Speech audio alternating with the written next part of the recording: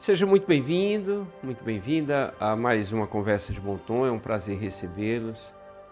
Sintam-se sendo recebidos na nossa casa, esse espaço de interlocução. Acreditamos contribuir de alguma forma para ver por outros ângulos temas que fazem parte do nosso dia a dia.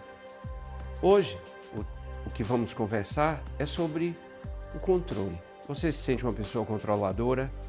Você se sente uma pessoa que precisa estar tudo sob controle? Você tende a controlar os relacionamentos? E quando as coisas perdem o controle, você também se descontrola? Vamos conversar um pouco sobre isso, ok?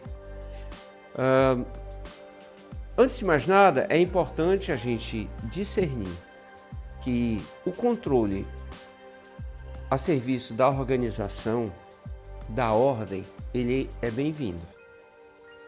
Quando é que o controle se torna adoecedor? Quando o controle se torna gerador de dor e sofrimento, aí é outra coisa. O universo tem ordem e precisa que a gente contribua nos organizando com as nossas coisas, com as coisas dos outros, para uma vida em sociedade. Respeitando as diferenças, nem todo mundo tem a organização que a gente tem, nem todo mundo sente essa necessidade de pôr em ordem. Então, antes de mais nada, é importante esse respeito pela idiosincrasia, pelo jeito próprio de cada um, entendendo que não se trata de certo e errado, quando estamos analisando sobre essa ótica da ordem. Infelizmente, algumas pessoas, elas desenvolvem desde a infância uma necessidade de controlar tudo. Na grandiosíssima maioria das vezes, quando esse controle ele se torna muito rígido, que a gente fala que é do mindset rígido, ele é o indicativo de uma insegurança profunda. Então a pessoa se sente tão insegura que precisa controlar tudo externo. E muitas vezes quer controlar inclusive as pessoas que com ela convivem. Pode ser o parceiro, a parceira, pode ser os filhos, muitas vezes no trabalho. Então, esse controle que é excessivo, que é coercitivo, que tira muitas vezes a liberdade do outro para atender às suas próprias, esse tipo de controle, ele é adoecido e é adoecedor. Não é fácil conviver com uma pessoa controladora. E não quer dizer que ela seja má. Não, tem pessoas que são adoecidas, são narcísicas. E os narcisistas, eles têm uma das características é esse controle. Tem que ser sempre à vontade dele, dela, tá? E se não for, ela reage muito mal a essa frustração. E isso tem a ver com essa insegurança profunda na estruturação da identidade. Mas eu não vou nem falar especificamente desse quadro. Eu vou falar, daquelas pessoas que, mesmo, digamos, sendo do bem, elas têm essa necessidade de ter tudo sob o controle, que pode ser inclusive uma viagem.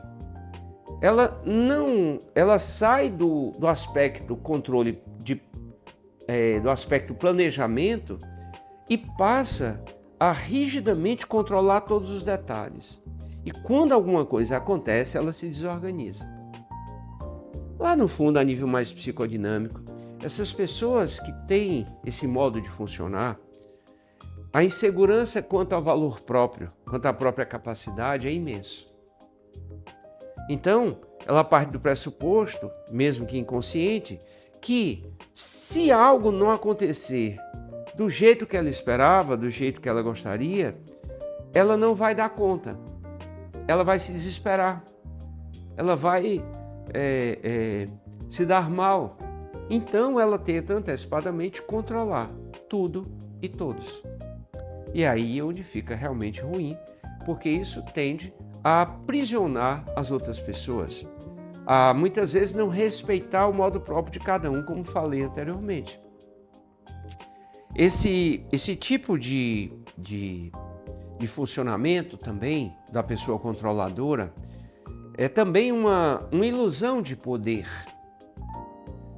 Se estou no controle, eu sou poderoso, poderosa. E isso, a pessoa que tem essa necessidade de ter o controle para se sentir com poder, é porque no fundo ela se sente muitas e muitas vezes frágil, muitas vezes incapaz, muitas vezes incompetente. Então, para evitar o problema futuro, ela gera um problema para ela no hoje. Esses arranjos psíquicos, eles não levam em conta a relação custo-benefício, porque a pessoa, mantendo-se nesse modo rígido de funcionar, ela gasta tanta energia para manter aquele controle, para ser do jeito que ela quer, acreditando que assim vai ser mais bem vista, vai ser muitas vezes vista como uma pessoa de sucesso, de êxito, porque sustenta o controle. Mas muitas dessas pessoas, como eu falei, elas perdem a mão, vamos dizer assim, e acabam afastando os afetos, afastando as pessoas. Fica difícil trabalhar com uma pessoa extremamente controladora. Em nome dessa ordem, que na verdade, como eu falei, distorcida, ninguém aguenta, porque é muita exigência.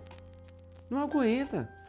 Daqui a pouco ela sofre também porque as pessoas se afastaram e muitas vezes ela nem reconhece que a dificuldade estava nela.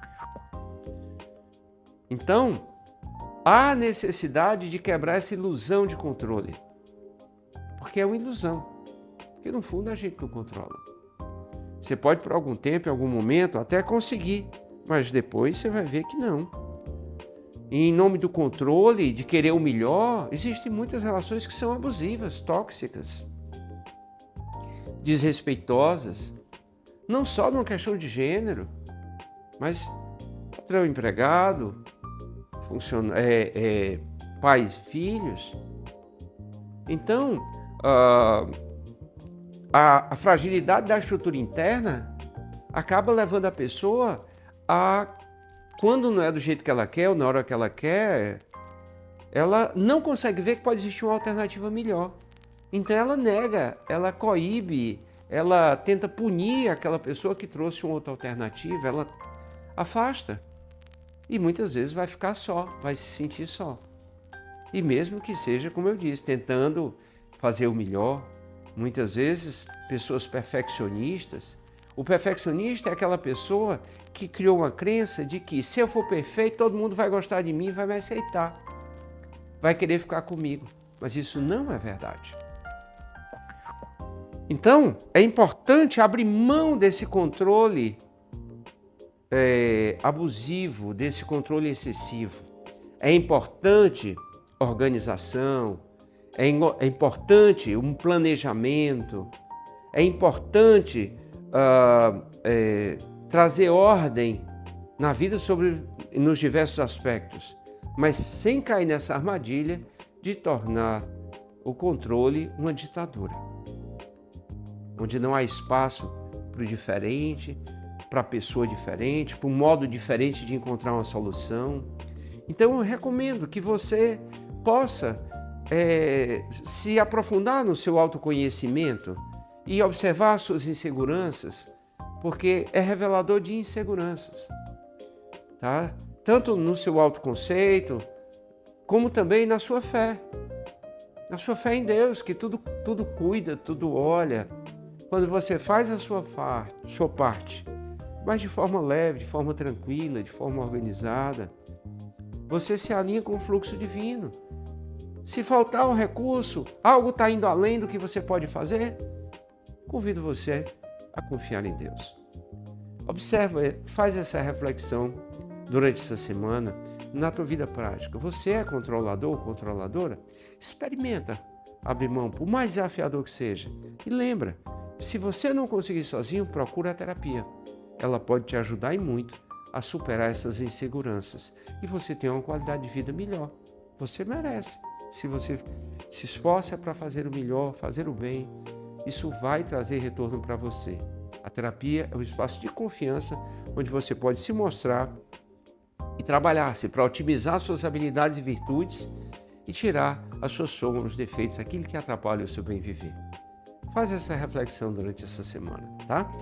E eu desejo que nessa semana você realmente tenha uma semana próspera.